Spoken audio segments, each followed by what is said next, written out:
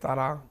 ఎందుకంటే భారత ప్రధానమంత్రి ఈ ఘటన జరిగిన తర్వాత ఇద్దరు ఇంటర్నేషనల్ లీడర్స్తో మాట్లాడాడు. ఒకరు Italian prime minister Giorgia Meloni, second person Benjamin Netanyahu. Giorgia మెలోన్తో మాట్లాడడం అంత ప్రాధాన్యత కాదు, కానీ మీకు బెంజమిన్ నెతన్యాహుతో మాట్లాడడం ప్రాధాన్యత ఉంది. ఇజ్రాయిల్ ఆపరేషన్లు ఏంటి?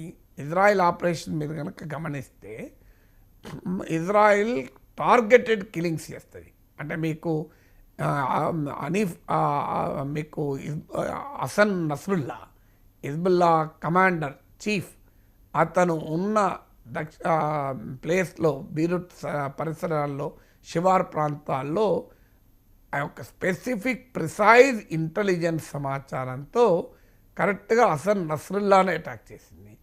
మీకు ఇస్మాయిల్ హనై ఇరాన్లో ఇరాన్ ప్రెసిడెంట్ ప్రమాణ స్వీకారానికి వచ్చి గెస్ట్ హౌస్లో ఉంటే పొలిటికల్ చీఫ్ ఆఫ్ హమాస్ను నేరుగా అక్కడే అటాక్ చేసింది.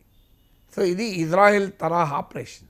మీరు అమెరికా అబుటాబాద్లో ఒసామా బిన్ లాడెన్ పైన జరిపిన ఆపరేషన్, పాకిస్తాన్ మిలిటరీ పైన దాడి చేయలే, ఎక్కడా దాడి చేయలే, నేరుగా బిన్ లాడెన్ పైననే అటాక్ చేసి బిన్ లాడెన్నే లేపేశారు. సో ఇలా ఏదైనా ప్రిసిషన్ ఆపరేషన్కు ఇండియా ప్రిపేర్ అవుతుందా అనేది బహుశా పాకిస్తాన్ అనుమానం. ఆ ప్రిసిషన్ ఆపరేషన్లో హఫీజ్ సయీద్, మసూద్ అజర్లను టార్గెట్ చేస్తారా? ఎందుకంటే ఇంకా బాలాకోట్ స్ట్రైక్స్ దాటిపోయింది స్టేజ్. లేదు జనరల్ అసీం మునీర్నే టార్గెట్ చేస్తుంది ఇండియా అని కనుక పాకిస్తాన్ అనుమాన పడుతుందా? నిజంగానే ఇండియా టార్గెట్ చేస్తుంది అనడం లేదు. ఎందుకంటే అసీం మునీర్ ఇది ఐఎస్ఐ చీఫ్గా పనిచేశాడు. సో ఆయన మాట్లాడే భాష కూడా జిహాదీ భాష ఉంటుంది. So is not a professional army చీఫే కాదు. సో జిహాదీ భాష మాట్లాడే ఆర్మీ చీఫ్, కానీ ఆయన అఫీషియల్గా పాకిస్తాన్ ఆర్మీ చీఫ్. అది మనం భారతదేశం గమనంలో ఉంచుకుంటుంది కదా. హఫీజ్ సయీద్, మీకు మసూద్ అజర్లు వేరు, అసీం మునీర్ వేరు.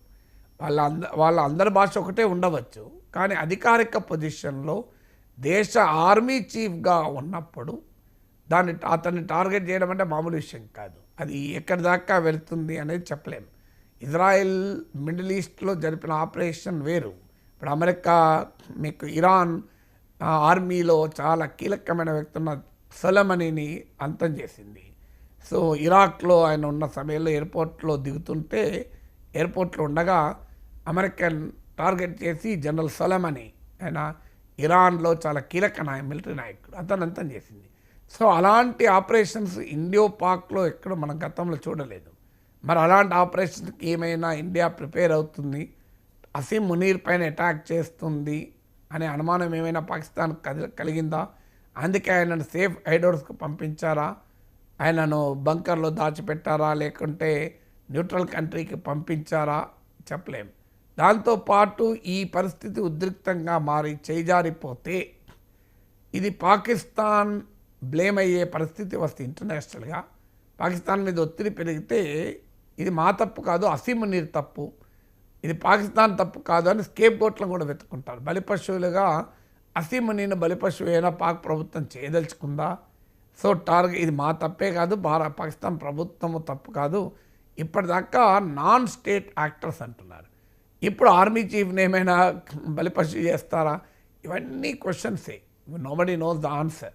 బట్ ఈ పరిణామాలన్నీ చూస్తుంటే యుద్ధం భాష మాట్లాడడము, అణ్వాయుధ ప్రయోగాలు చేస్తామనడము, ఇప్పుడు అసీం మునీర్ కనిపించడం మిస్సింగ్ ఇన్ యాక్షన్, ఇవన్నీ కూడా పాకిస్తాన్లో కనబడుతున్న నర్వస్నెస్, పాకిస్తాన్లో కనబడుతున్న భయం, అనుమానం, బలహీనతలు మాత్రమే రిప్రజెంట్ చేస్తుంది. భారత్ పాకిస్తాన్ల మధ్య ఉద్రిక్తతలు ఇంకా కొనసాగుతూనే ఉన్నాయి సార్. అక్కడ ఉగ్రవాద నేతలే కాదు, మంత్రులు కూడా రెచ్చగొట్టే వ్యాఖ్యలు చేస్తూ ఉన్నారు. తాజాగా పాకిస్తాన్ మంత్రి ఒక కామెంట్ చేశారు సార్, మా 130 అణ్వస్త్రాలు మీకే గురిపెట్టాం, మా ఆయుధాలు ప్రదర్శనకు కాదు, సింధు నీళ్లను భారత్ ఆపేస్తే పూర్తిగా యుద్ధానికి సిద్ధమైనట్టేనంటూ కామెంట్ చేశారు. సో అబ్బాసి